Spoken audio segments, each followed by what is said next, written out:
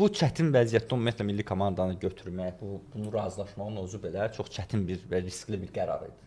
Həm Ayxan Abbasovun karyerası üçün çox riskli bir qərar idi. Yəni məsəl üçün də yenə ola bilərdi ki, Fransaya 10-0 tutsa bilərdi. Məsəl üçün və yaxud da daha böyük bir məğlubiyyət ola bilərdi və bu fonda Ayxan Abbasovun karyerası üçün çox ciddi bir belə başlanğıc olardı. Hə, başlanğıc mı deyə, uğursuzluq kimi tarixə yazıla bilərdi. Ona görə, yəni bu gün Fransaya 3-0 uduzmaq indiki vəziyyətdə çox təbiidir və qanunauyğunluq idi. Millinin oyun üslubunda, Fransa ilə oyununda biz futbol adına çox bir şey görmədik zaten.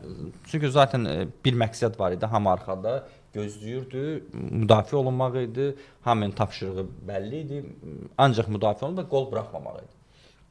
Və bu işlərin öhdəsindən, ümumi öhdəsindən gələ bilər mi desək xeyr, təbii ki uduzdularsa, deməli öhdəsindən gələ bilmədilər. Yəni burada bir futbolda belə bir şey yoxdur da, mənim prizmamdan. Yəni belə deyim də betərin betəri olmadı da, məsələ budur. Yəni böyük faciə olmadı, amma yekunda nədir, məğlub oldun mu? Oldu.